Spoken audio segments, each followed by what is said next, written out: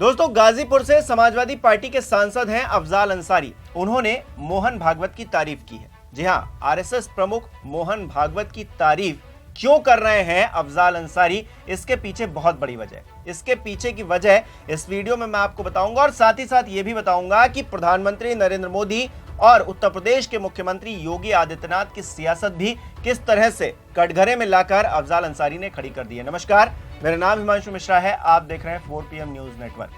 दोस्तों, अफजाल अंसारी समाजवादी पार्टी के सांसद हैं, मुस्लिम समुदाय से आते हैं और मुस्लिम समुदाय को भारतीय जनता पार्टी किस तरह से ट्रीट करती है, किस तरह से देखती है, ये कोई छिपी हुई बात नहीं है। ऐसे में मोहन भागवत ने ऐसा क्या कह दिया था जिसको कोट करते हुए अफजाल अंसारी ने सीएम योगी आदित्यनाथ और प्रधानमंत्री नरेंद्र मोदी को घेर लिया। इस खबर में देखिए। यूपी तक की ये खबर है दोस्तों, लिखा है सपा सांसद अफजाल अंसारी ने की संघ प्रमुख मोहन भागवत की तारीफ, आखिर मामला क्या है। इसी खबर में अंदर लिखा हुआ है, अफजाल अंसारी ने कहा है कि भागवत जी ने बिल्कुल सही कहा कि भारत में इस्लाम का हमेशा एक स्थान रहेगा। देश को एकता और भाईचारे की जरूरत है, नफरत का कारोबार बंद होना चाहिए। उन्होंने कहा कि हिंदू धर्म का प्रतिनिधित्व करने के लिए आरएसएस से बड़ा संगठन दुनिया में कोई नहीं है और अगर उसका प्रमुख ये कह रहा है कि हर मंदिर और हर मजार में शिवलिंग तलाश करना देश को कमजोर करेगा, तो इस बात पर सभी धर्मगुरुओं को गौर करना चाहिए। अफजाल अंसारी ने साफ कहा कि मैं उनकी बातों का स्वागत करता हूं और दूसरों को भी उनके सकारात्मक संदेश का स्वागत करने को कहता हूं। तो देश के अंदर एकता होनी चाहिए, भाईचारा होना चाहिए, इस बात को अफजाल अंसारी कोट कर रहे हैं। मोहन भागवत का ये बयान, जिसको लेकर सीएम योगी आदित्यनाथ और प्रधानमंत्री नरेंद्र मोदी की सियासत कटघरे में खड़ी हो रही। कैसे, वो मैं बताऊं, उससे पहले भागवत जी ने क्या कहा था वो भी जान लीजिए। दरअसल आरएसएस के शताब्दी समारोह के दौरान एक सवाल के जवाब में मोहन भागवत ने कहा था कि कोई हिंदू नहीं चाहता इस्लाम नहीं रहेगा। उन्होंने कहा था कि आरएसएस किसी पर धार्मिक हमला करने में विश्वास नहीं रखता। संघ प्रमुख ने कहा कि जब से भारत में इस्लाम आया वो है और रहेगा, इस्लाम नहीं रहेगा, ऐसी हिंदू सोच नहीं है। असल में आरएसएस के इस समारोह में मुस्लिमों से जुड़े सवाल पूछे गए थे। ये भी पूछा गया था कि मुस्लिम धर्म स्थलों की खुदाई हो रही है, उन पर अत्याचार करने में संघ के स्वयंसेवक आगे रहते हैं। इसके जवाब में उन्होंने ये सारी बातें कही थी। अब ऐसे में सवाल ये खड़ा होता है कि मोहन भागवत तो कह रहे हैं कि हर जगह खुदाई करना, हर जगह जिस तरह से शिवलिंग ढूंढे जा रहे हैं मज़ारों के नीचे, मकबरों के नीचे, मस्जिदों के नीचे, वो नहीं होना चाहिए। देश में एकता होनी चाहिए, भाईचारा होना चाहिए। हिंदू नहीं चाहते कि मुस्लिम यहाँ से चले जाएं या फिर मुस्लिम खत्म हो जाएं इस देश से। हमारे देश की खूबसूरती ही यही है, जो लोकतांत्रिक व्यवस्था इस देश के अंदर है, दुनिया में कहीं पर नहीं है। इतने सारे धर्मों के लोग एक साथ मिलजुल कर अब तक साथ रहते आए हैं। ये इस देश की खूबसूरती है। ये देश वो बगीचा है जहां पर हर तरह के फूल खिलते हैं और एक तरह से ये जो व्यवस्थाएं हैं, ये जो तंत्र बना है, सरकारी तंत्र बना है, वो इस बगीचे का माली है, जो हर तरह से इस बगीचे को खूबसूरत बनाए रखने की भरसक कोशिशें करता है। इस बीच कौन लोग हैं वो जो इस बगीचे को उजाड़ देना चाहते हैं? कौन हैं वो लोग जो एक ही रंग के फूलों को इस बगीचे में देखना चाहते हैं? अपने आप में ये सवाल है।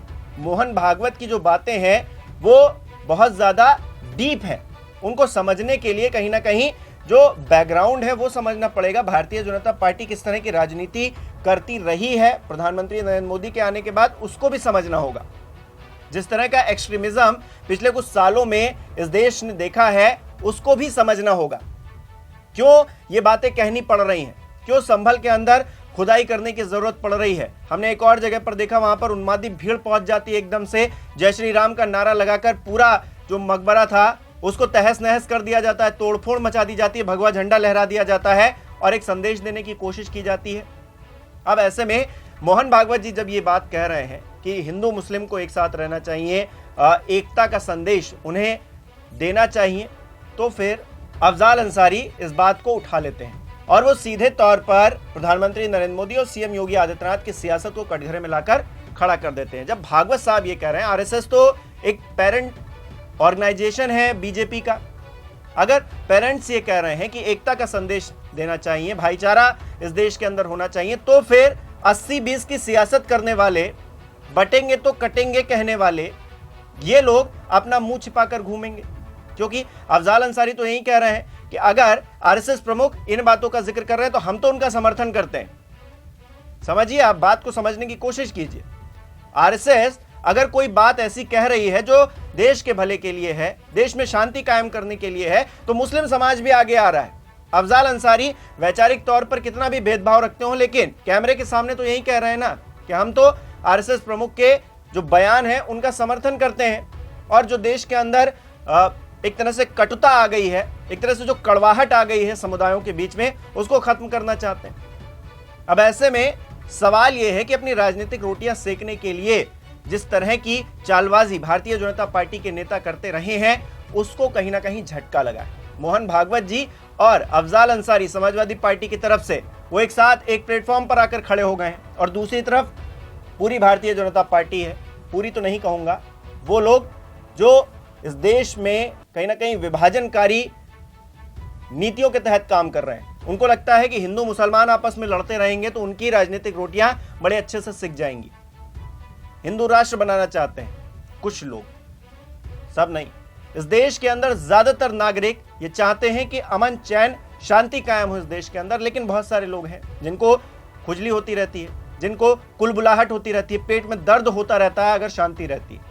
ऐसे में वो अनाप शनाप के बयान देते रहेंगे, अनाप शनाप की आग लगाते रहेंगे, हरकतें करते रहेंगे।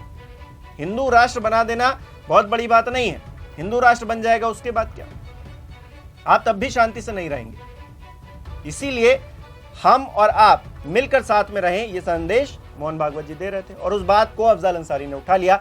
अब अफजाल अंसारी और मोहन भागवत साहब जब एक प्लेटफॉर्म पर वैचारिक तौर पर आ गए हैं, किसी बात को लेकर सहमत हो गए हैं, तो भारतीय जनता पार्टी को कैसा लग रहा होगा, आप दोस्तों मुझे कमेंट करके जरूर बताइएगा। इस वीडियो को लाइक कीजिए, शेयर कीजिए, और हमारे चैनल को सब्सक्राइब नहीं किया है तो वो भी कीजिए।